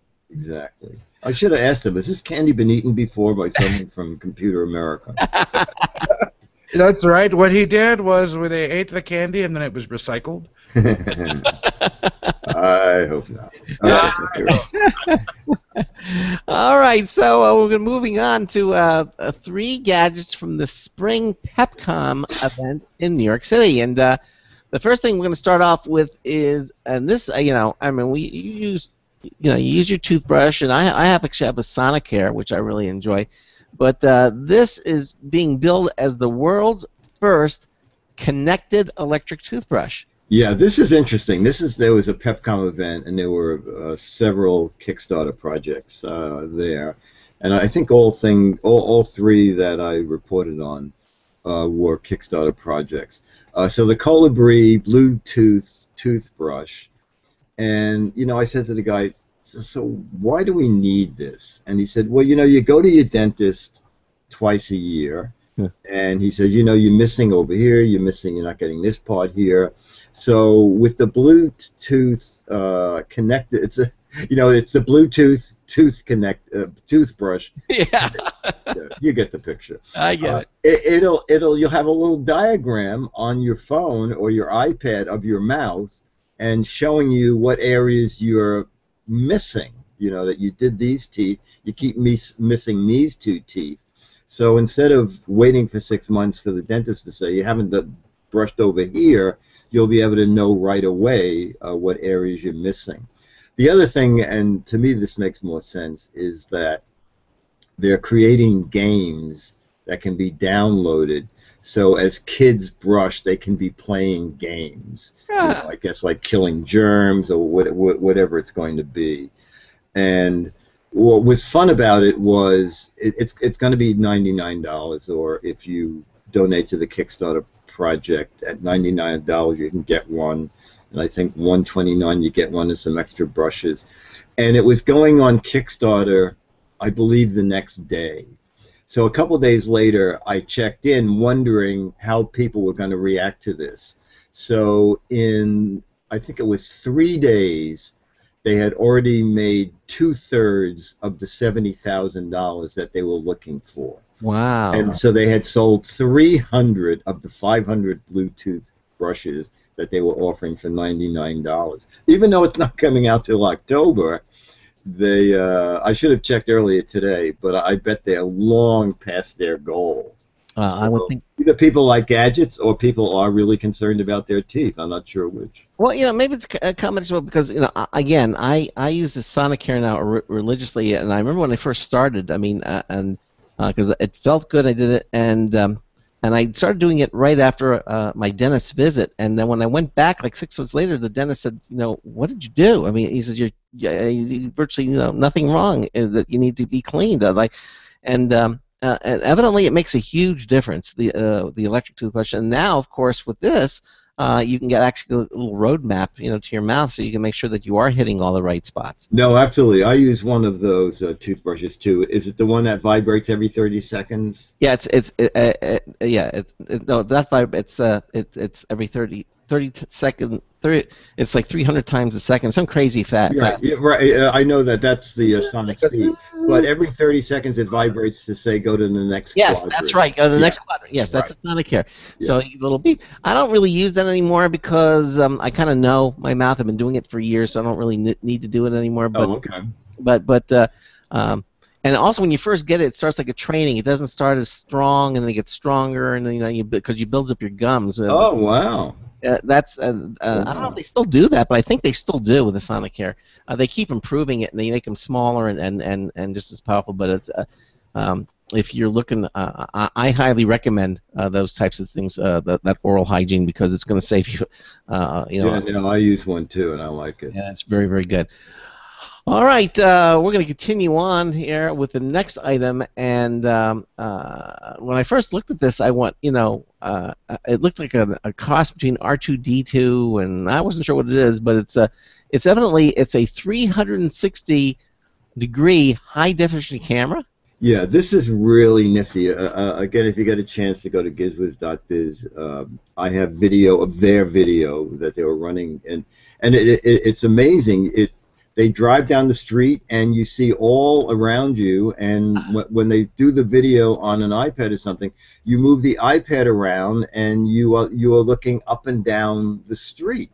Yeah. And when I did it on Twitch, someone said, "What's the little green thing I see from time to time?" Well, that's the base of the camera that they can't leave out because it ends up in the 360-degree shot, depending on which way you're looking at the video from it.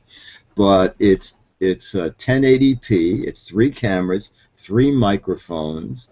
It's supposed to be in Kickstarter starting late in May, and their offer is going to be $299. I don't know how many people they're going to offer it to who donate to Kickstarter, but that'll be, which to me seems like a fairly low price for what they showed me at this Pepcom event. But it's pretty nifty. It's called the 360 HD camera, and after this launches, they had a little prototype of what they're thinking of next, which is really a great idea. It's one of these cameras with a light bulb socket on it, so you could screw it into a ceiling fixture when you go on vacation, and then see your entire room at one time. Huh. So you would just, right now, when you go on vacation, you aim your camera. Let's see, the dog most likely is going to be over there. With this, you would just get the entire room and then just move your iPad around so you could see every corner of the room and what's going on. So it's a pretty nifty idea. Basically using the accelerometer, or the gyroscope, excuse me, in the thing, so you can actually get a perspective as you turn. Exactly. Yes. Using the accelerometer in the pad or your smartphone. Very, very cool technology, and again, they think it'll be offering it for $299. $299. Okay. Now this next one. Now, Charles, do you ever? Wasn't Charles was using? Somebody I know was using a GoPro camera, and of course that gives you a front view only, right? And yes. Yeah, I use those all the time. Yeah, and yet have you thought maybe using something like this would be kind of cool, or even more cool than a GoPro? Craig, there it is. Well, I was like, why didn't it seem like you could hear me? But okay. I can hear you. Yeah, no. So you would, I would think that something like this, on the top of the helmet or something, you could really get I could imagine that the device itself would it would be heavy. Like I know.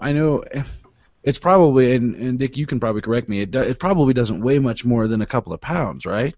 Oh no, I don't think it even weighs a pound. Yeah, the GoPro itself, like the GoPro camera, it only weighs a matter of ounces. But on top of my helmet, doing 90 miles an hour, doing the speed limit miles an hour, the wind catches that surface and that'd be true. Amplifies it, so it just makes it kind of suck.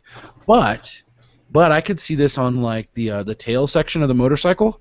Just doing its thing, and if you could figure out a way to make that stream to the world, I could just imagine people being like, "Oh, check it out, Charles is on a ride. Let's see what he's doing." Yeah, that'd be pretty neat. That would be neat. Like having like a full a live streaming cam of just the ride.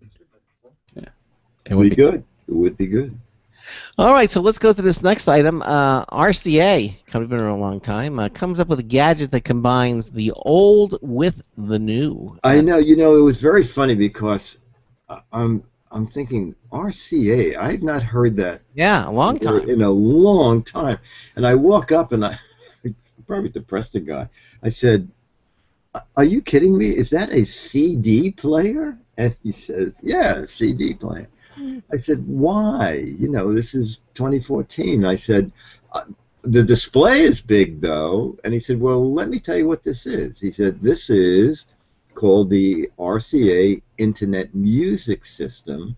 And yes, it plays CDs. And that readout that you're looking at is and he clicks it out, is a removable 7-inch Android tablet. So you can play your internet music over the tablet through the through the two speakers that are Bluetooth. It's also Wi-Fi enabled.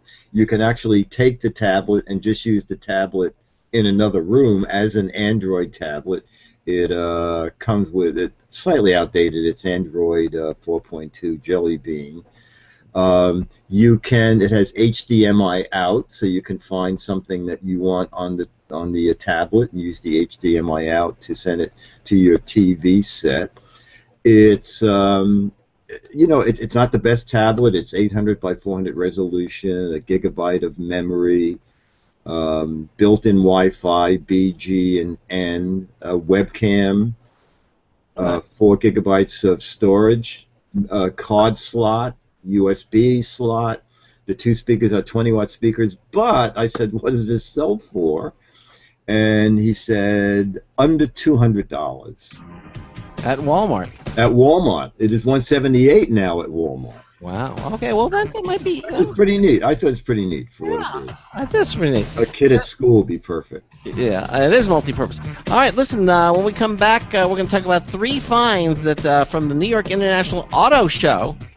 Charles is going to find this fascinating. We're going to. This is the Computer America Show on the Boost Radio Network, on the Blog Talk Radio Network, and the IRN Radio Network. Stay with us. We'll be right back. This is a special alert to all Americans who own a vehicle with less than 120,000 miles with an auto warranty about to expire or no warranty coverage at all. Due to a decline in the economy and major car companies filing for bankruptcy, Cover America Auto Care has announced revolutionary, inexpensive mechanical breakdown coverage that is now available to the general public to save consumers thousands on auto repairs. An open phone line has been established for drivers to call who own a vehicle that is less than 10 years old for a free 5-minute quote and to see if you qualify. The number is 800-483-2514. Drivers who are covered with this auto protection will not have to pay for a covered repair again. This is the auto coverage now sweeping across America at a fraction of what dealerships charge and is now available to the public by calling today. The number to call is 800-483-2514. 800-483-2514. That's 800-483-2514. Don't complain about your cable bill going up and up and up. Do something about it. Grab a pencil and jot down this special number, 1-866-663-MY-TV. The more cable TV rates go up, the better digital satellite TV looks. So, disable the cable and get more of your favorite channels in 100% digital quality for less money. Call 1-866-663-MY-TV right now to sign up for packages starting as low as $19.99 and up to 4 rooms. And there's no equipment to buy. That includes your free HD TV upgrade, your free DVR upgrade, and your free professional installation. And the best part, the pristine digital picture and sound. Call 1-866-663-MY-TV. So, what are you waiting for? Pull out your major credit or debit card. Call 1-866-663-MY-TV. 1-866-663-MY-TV. Disable the cable, cut costs, and get more. Call 1-866-663-MY-TV. 1-866-663-MY-TV. Hello there, this is your London Minute. Voice memo. The clock's ticking. You've got 72 hours. Welcome to CryptoLocker. 8-month-old, no messing ransomware. Malware expert Joshua Cannell from Malwarebytes was explaining to me that CryptoLocker gets in your computer via a genuine-looking, enticing-looking email attachment.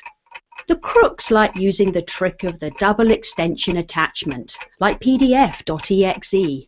To the trained eye, seeing exe would ring alarm bells. To the untrained eye, it would look like an important PDF file to read.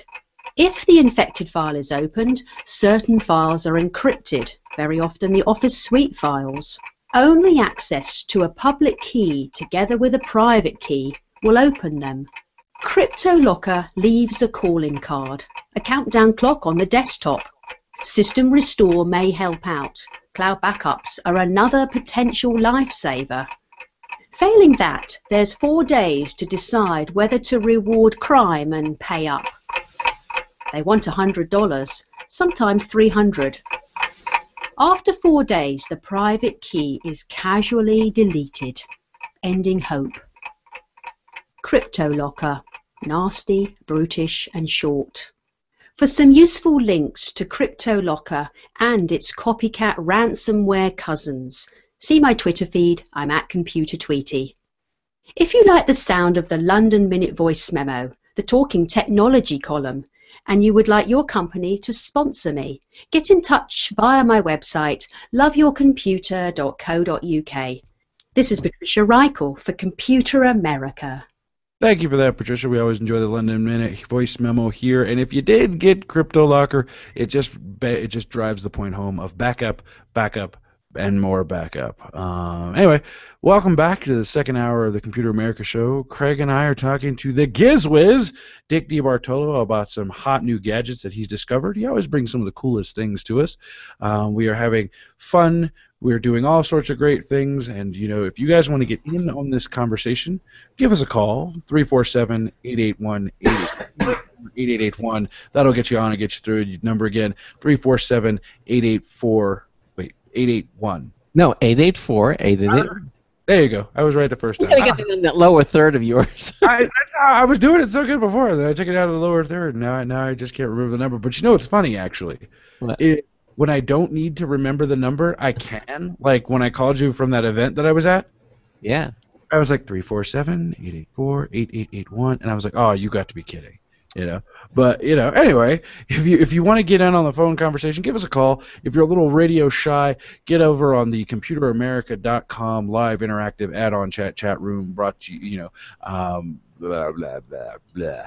Brought to you by Otherworld Computing, our live video. Video brought to you by Otherworld Computing.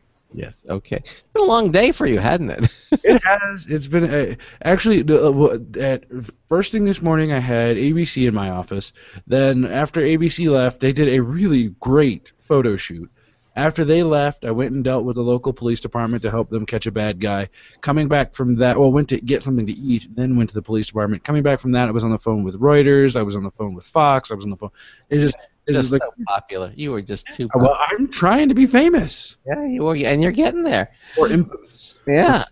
So anyhow, we're talking to Dick DeBartolo, the Giz Wiz, and he found 3 really cool finds from the New York International Auto Show, and I would think you would find this interesting, Charles, because I know you're a big car buff. I'm into autos. Actually, yeah. Dick, if you're into cars, what I've got right below my feet right now, in my shop that is in my office, in the building in my office, we lease the shop space downstairs. I've got a '66 Lincoln Continental 4-door being restored right below my feet right now. Nice. Now, I should preface it by saying I have never owned a car really in my life. Never owned a car in your life? No, I am on my 26th boat, but I have never owned a car. My entire life of moving was crossing the Brooklyn Bridge. I was born in Brooklyn, and at about age 19 or 20, I went across the bridge and settled in the Upper West Side of Manhattan and have never moved. So there's no need to have a car. Well, yeah. You can drive, or you? I have not driven in about 20 years, but I keep a license because you need it to cash checks. Okay. Okay. But every year I go to the car show to try and find unusual things that you would not expect to find at a car show. Okay. And one of them I was very, very interested in, because since we got a new mayor, there is always an article every single day with a different take of the mayor has come up with a plan that he wants to definitely get rid of the horse-drawn carriages in Central Park. Why? That's not that's romantic and nice. And my wife and I went one. Yeah, I know. There's a group that's saying the horses are not treated properly. And it's on both sides. I mean, like, if they're not treated properly, why not just find a way to treat the horses properly? Right. Actually, you know what I love about those groups, Dick, is the ones who are like, they're not treated properly. They won't fork over the money to or the money or the manpower to go and treat the horses properly. Like, yes, it's very weird. It's very strange. Yeah. So the mayor came up with the idea of there would be horseless e-carriages that would go through the park. And at the first time anybody saw them would be at the New York Auto Show. And so they introduced it on press day. And to tell you the truth, I was rather impressed by it, because I thought they were going to have like golf carts running through Central Park, but they designed a car that is a throwback like 100 years. It has the Ooga Ooga horn and the great big tires. It's lithium-ion powered. It's going to be silent. The thing is, I have no idea why they handed out a press sheet that said the prototype, which is the thing that we saw at the car show, was $450,000. and that each additional e-carriage was going to be $150,000 to $175,000. And I'm thinking, aren't the horses cheaper? The carriage and the horse and the upkeep cost you probably $100,000 every 2 years. I don't know. So I don't know how it's going to turn out, but it was, to me, it was kind of fascinating. I put it on the website, and everybody's giving their reaction. Yes, save the horses, get rid of the horses. Whatever it is, my feeling is if they go with cars, someone's got to make sure that the horses live out their lives. That's what I was gonna say. Where do the horses go now? Maybe it's the dickhead people who are like, "Oh, look, we said the horses weren't being treated fairly. Now we're going to take care of them for the rest of our life." Yes. I hope someone has put a lot of thought into what will happen if they do go. Anyway, so that was one find that I thought was a lot of fun. The second thing is, being a boat person, I was really amazed to see a motorhome at the car show, and it was the 2015 Fleetwood Storm, and this is a beautiful interior. This thing was 32 feet long. It does several things that a boat can't do. When you're in your boat and you want a little more room in the galley, you cannot push a button and have the galley slide out 4 feet hydraulically so you can sit more people at the dinner table. Nor can you, in the bedroom, push a button and hydraulically have your bed pull back 4 feet so that there's now room to walk around the bed. And the other thing is, unlike a boat, on a boat, if you ever had any problem that you had to work on the engine, if you step outside, you drown. But you don't have that on the motorhome.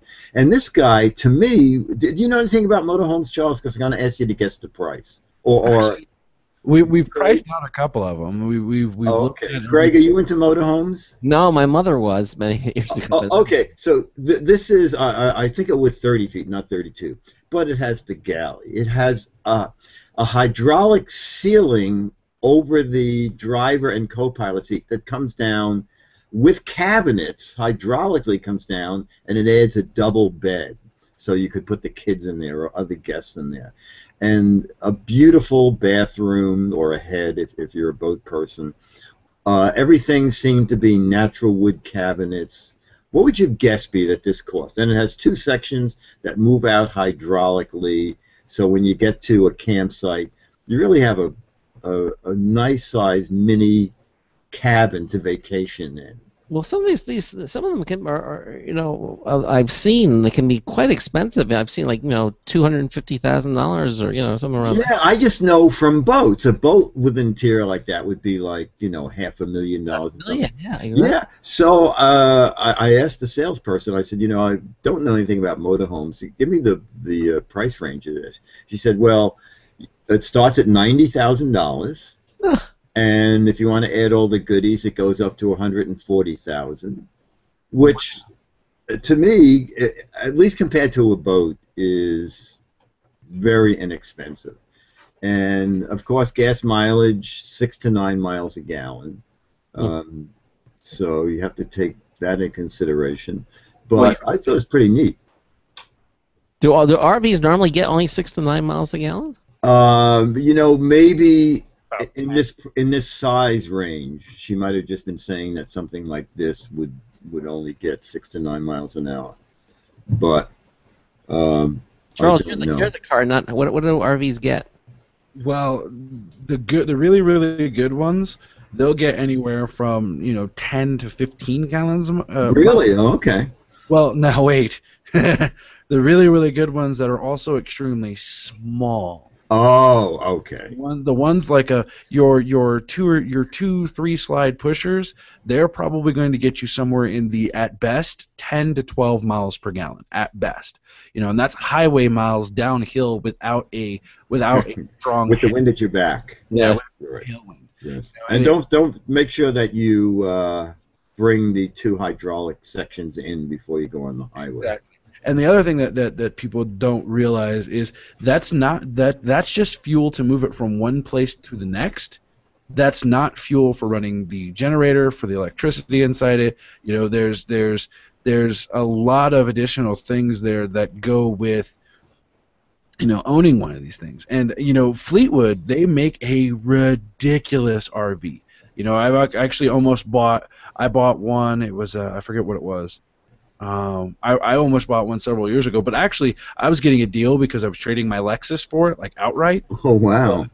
Yeah, the guy, like the day I went to go do the trade on it, the guy was taking it over to the mechanic or something to get it like serviced, and it was one of the older ones, and the main fuse panel shorted and basically set the whole thing on fire. Oh my gosh! I'm like, well, I'm glad I'm keeping my Lexus. I'm out.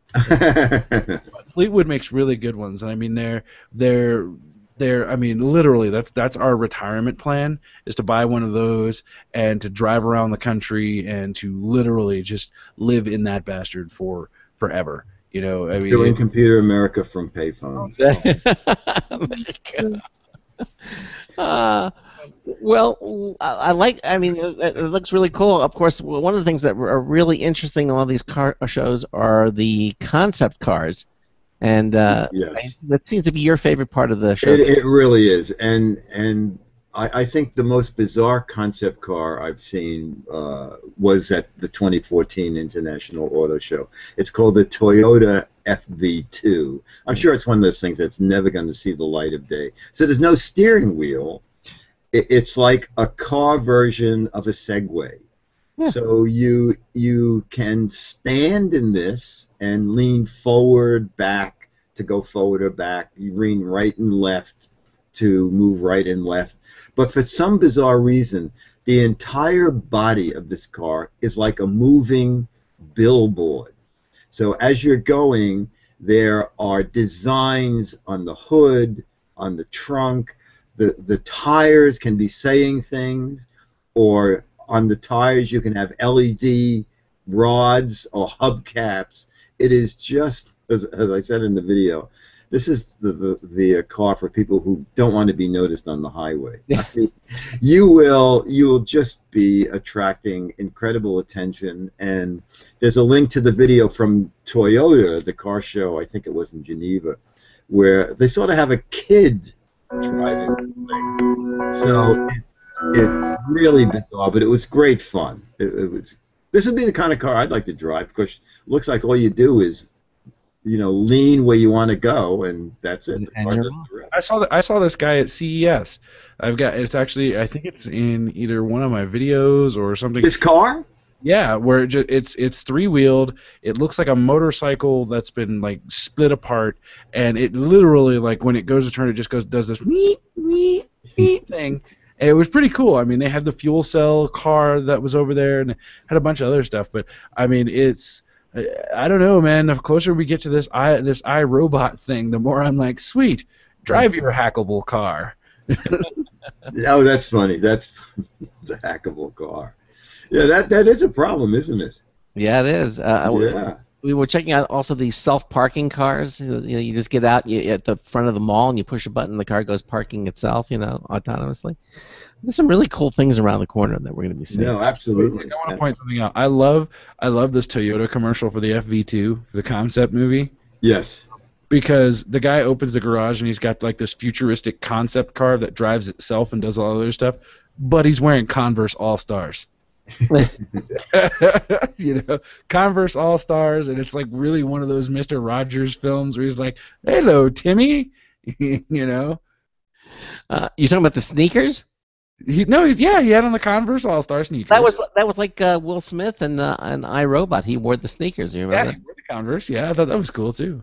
But I'm looking at this video, and it's showing, it detects the curves, like the little boy is in it. Yeah. Goes somewhere, and it just takes him wherever he wants to go, and he doesn't have to.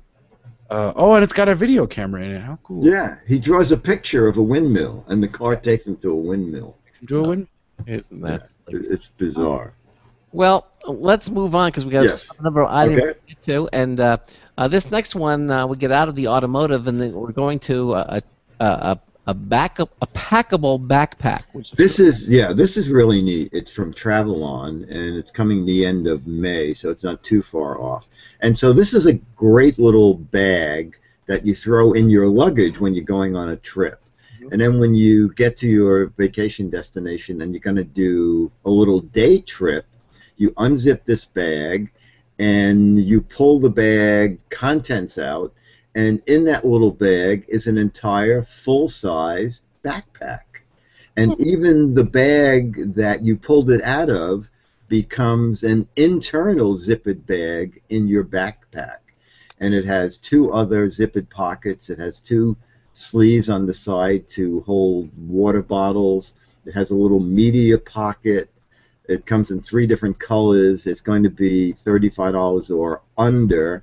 And I think it's just a great little thing to bring along with you on a vacation for trips. You can even shopping, just throw all your goodies in this little backpack. And it's very clever. Weighs a few ounces. I think it's a very good idea. $35? $35. There you go. And then keeping to things that are handy and traveling, you found another handy travel wallet you can hang from your neck. Wow. Yeah, this is good. So you know, a lot of people can run up and try and snip the cord on your wallet. Oh, yeah. So these have a cable inside the cord, so it looks like just a black cord, but there's a cable in there. There is Velcro that holds it closed, but it's very funny. You know, we don't look at instructions. It's Velcro. How do you open Velcro? You pull up on it, it opens. So I'm trying to open this. I pull up, and I'm going, this doesn't open. I keep pulling on it. I go, oh, hate to do this, but I'm going to have to look at the sheet. And it turns out that you pull up on the Velcro, but then you have to slide the cover off to the right because there's a little tab in there that's riding in a little track. And unless you push it to the end of the track, then it pops open. So it's just something good when it's hanging off your shoulder. Someone can't suddenly just pop it open with the Velcro and take your wallet out. They would have to know that this particular thing has that little sliding lock. Also inside the wallet there's RFID blocking, so you can put credit cards or your passport if it has a chip in it with sensitive information so that people cannot, you know, come up and stand next to you with a scanner and get your information. There's a pocket in there big enough for a smartphone, and that's under $30. And they make a slightly bigger version that's under $35 that will hold a small camera. Yeah, that's yeah, great. pretty neat stuff. Pretty neat. I think we have time to do maybe 1 or 2 more. So, how about if you want to take your smartphone into the ocean? Yeah, this is neat. Now I try to use everything I show, but I did not use this. I'm not jumping in the Hudson River. But this is from Travelon, and it's the waterproof phone pouch. And here you unwind the end of this plastic pouch. You slide your smartphone in. You wind it down, closed again. Then you seal it. And Travelon said you can take your camera down 20 meters, which is about 65 feet, and actually shoot video or stills right through that plastic. I did try. No trouble at all operating the phone through the plastic. You can go into all your menus, the shutter, you can preview shots and everything.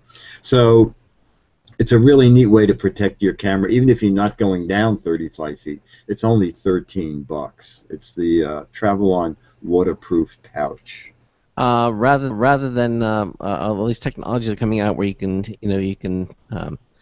make your smartphone waterproof, you know. I mean, yes. This is a very easy, cheap way to do it. Cheap way to do it. Some of them still require you to send the phone in, you know, and yes, yes. Yeah, but Liquipel is it that does? That's it, yeah, the Liquipel. Yeah, exactly. Leo had a very unfortunate incident with that. Oh, really? What happened? He did it, and he said, "Let's do it on air." And let's see what happened. I just got it back, and he threw it in a bucket of water, and you just heard. Oh no! And what sound did the phone make? Oh, that's very good. Very good. Let me write that down. 9 years doing the show. Greg says something very funny. Okay.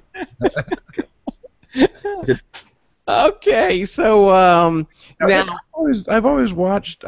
I've watched Leo's show and different guys over there. How often are you on there? I do a weekly hour show.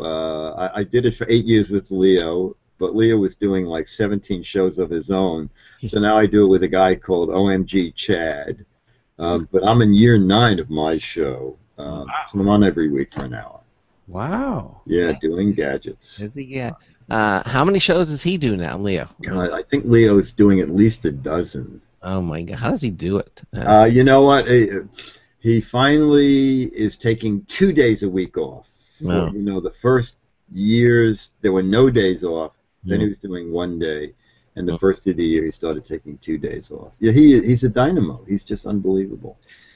So, ever leave your charging cable in a hotel room? What do you do? This is kind of neat. It's called Charger Leash. So you plug this in the wall and then into your phone, and then you're running around and you take your phone out and throw it in your pocket, and the Charger Leash gives you about 5 seconds, maybe 8 seconds.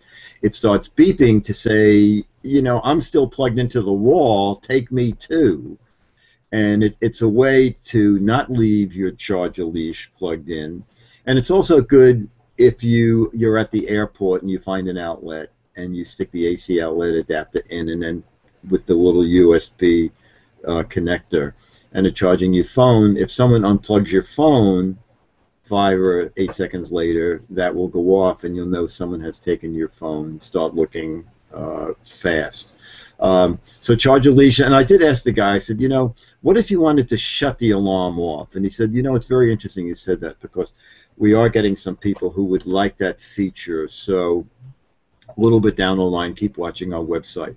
We're going to offer a Charger Leash where you can shut the beep off if you want to. But for now, you just use it to remind you to take that cable. Take it with you. Yep. Hey, listen, what's going on with Mad Magazine? Mad Magazine, I'm working on Shark Tank. Do you know that? Do you ever seen that show? No, I've heard of it, but I haven't. Oh, yeah, Shark Tank. I'm doing... That's the investor show, isn't yes, it? exactly, where people come in with bizarre inventions, and so I'm doing a 5-page feature for that. And, you know, still doing an hour show with Leo, and still doing ABC News, World News Now. And Computer America. And Computer America. Unpaid, lackey fun. That's it. Well, the Dick, most truthful thing on my website. There it is. Well, Dick, why don't you stay with? We're going to do our after show. You know, we'll just stay with us to the end. Okay. And then we'll say goodnight to everybody on the Google Hangouts video that's running at the same time. In the meantime, thanks so much for being with us here on the program. And I just want to quickly mention that we have our Computer America contests. They're up and they're running. Head over to computeramerica.com. Go to the first pull-down menu. You'll see our contest page, and there you'll see our show reminder winner of the week. That's every Friday. It's very simple to do. Just send us an email with your first and last name and an email address. Click the blue submit button. It'll send you a confirmation email to which you must reply. And once you do that, you get our weekly email show reminder newsletter delivered fresh and piping hot into your email inbox every Monday. And it's also the only publication in the universe where you can see who's going to be on the Computer America Show for the entire week. And every Friday from that list of subscriber names, we draw a winning name to win a really nice prize from Logitech. This is the Logitech T650 rechargeable glass touchpad. Very, very nice prize. And the other contest we're doing right now is our Logitech contest. We give away not 1, not 2, but 3 great prizes from Logitech. You can see them all there. It's the grand prize is the Logitech UE600 noise isolating earphones, about at $120. Just send an email 90 seconds with your contact information to contest@computeramerica.com. Everything is there. You can see it right there in all of our contests on our contest page. You know, enter in all of them. You know, you'll have a lot of fun doing so. They're all private. We give your information out to no one, and who knows, you might win something. You know, really, really nice, really nice. Now, coming up on tomorrow night's show. By the way, it's the beginning of May. It's the 1st of May. Wow. 1st of May, right around the block. Okay? 60 seconds. We're going to have Red Seal Networks is going to be here. talking about their Heartbleed and all the controversy that it caused. And that's going to be in the first hour. And then Charles and I will be doing computer and technology news, brought to you by Slimware Utilities, the official optimization software of Computer America. Well, so that about wraps it up. Charles, I guess we will see you tomorrow night, and then you're off Friday, right?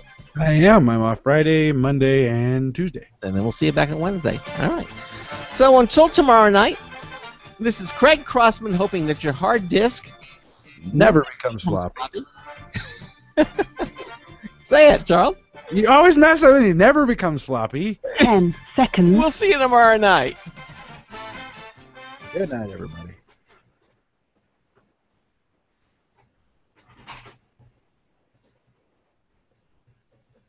Thank you for using Blog Talk Radio. Goodbye. And they're out of off the air, and we're still on our live Google Hangouts chat room, our live video page. And again, Dick, want to thank you for being on the show with us tonight. It's always a lot of fun. I guess we'll catch you next month, same time. I will see you the last Wednesday of May. May, same bat time, same bat channel. Okay. Exactly. Okay, take care. All right. Bye-bye. Okay, bye. Bye-bye. All right.